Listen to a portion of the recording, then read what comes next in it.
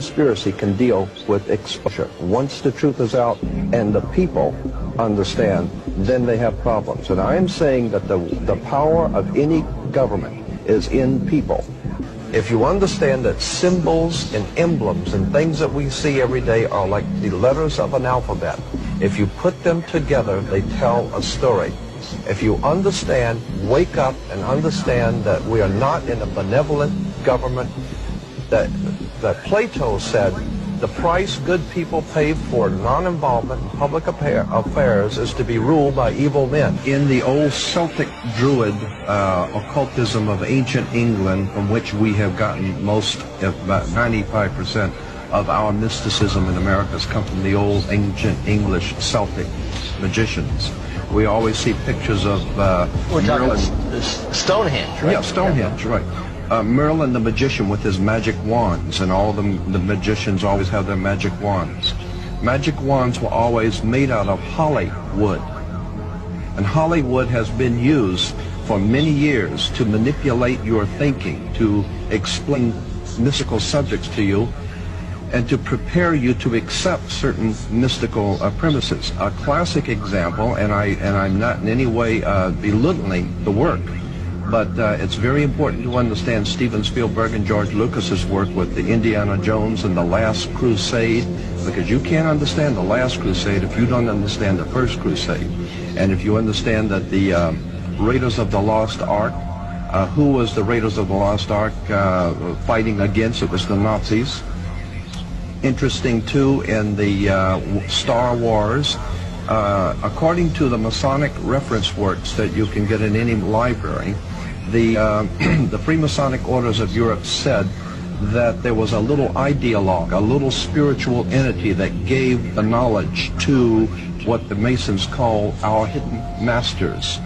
That's what Freemasonry refers to, those who lead world Freemasonry. They don't know who they are. No Freemason knows who the actual leaders of the world organization are. They call them our hidden masters.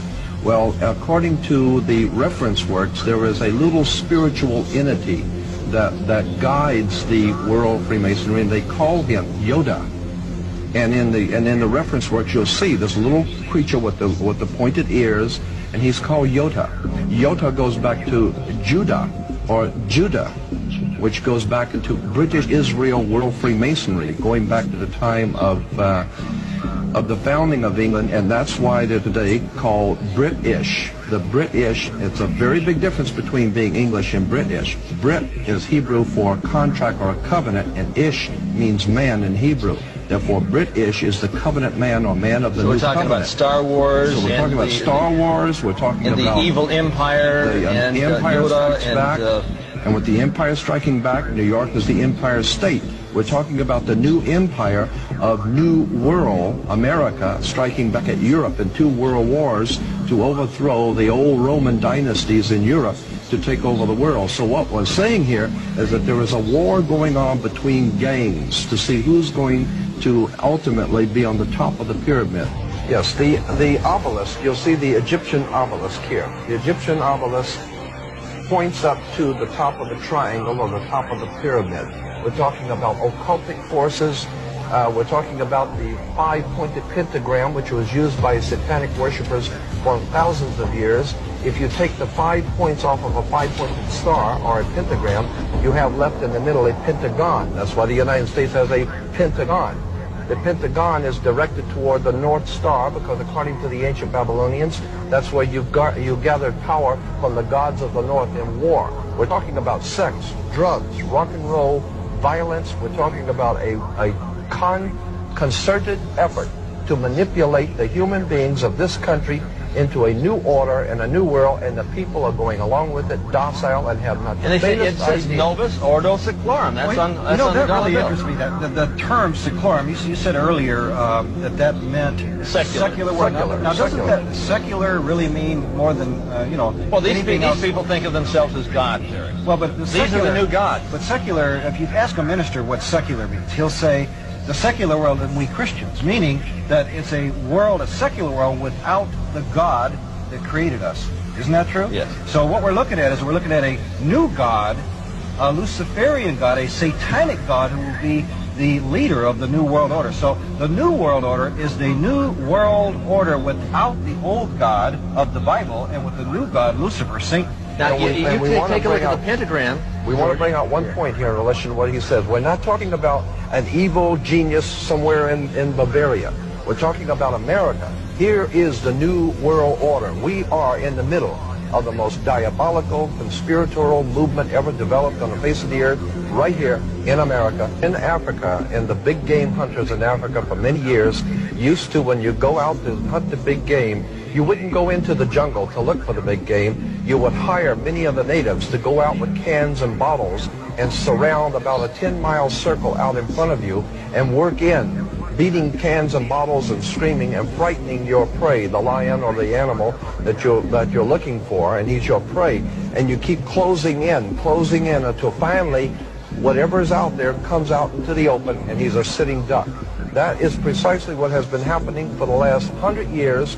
The Illuminati have been purposely organizing, directing, and financing wars, revolutions, violence, and bloodshed, so that it will sufficiently impress and frighten the world of humanity into accepting a new order, a new police state that will finally put down all the law and the disorder in the world. And it is the oldest trick in the book. Our greatest enemy is not in a crack house, it's in the White House. It's not in a bar room, it's in the boardrooms. And so the point I'm making is that we are being manipulated from the very top. And we need to wake up and find out that America is not the land of the free and the home of the brave, because we're not free and we darn sure ain't brave. These Illuminati refer to their offspring in their publications as their children, their offspring. They refer to your offspring as kids. You have kids because you're just like a goat.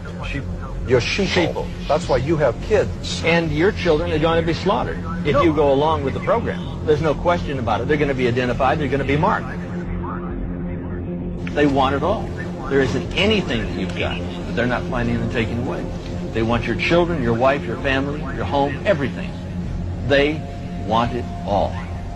And if we don't understand this, we've got to wake up. We have to incite a revelation to avoid a revolution. If we follow the other sheep, we will certainly be led to the slaughter. Never in the annals of human history has so few done so much so often to rape, rob, and ravish so many as the warlords and the warlocks of Wall Street and Washington. We're talking about a global government that's in existence right now. We're not talking about a nation that is going, we're talking about a nation that is gone. We do not control the government of the United States of America. The United States of America is controlled by this evil arc. They control the money system. They control the State Department. They control the presidency. And if you take a look at the fasci on each side of the Speaker's podium in the Senate, you're going to find that we have a new world order in place. What do we have to do? Incite a revelation to avoid a revolution. Or wait for the second coming. The choice is up to you.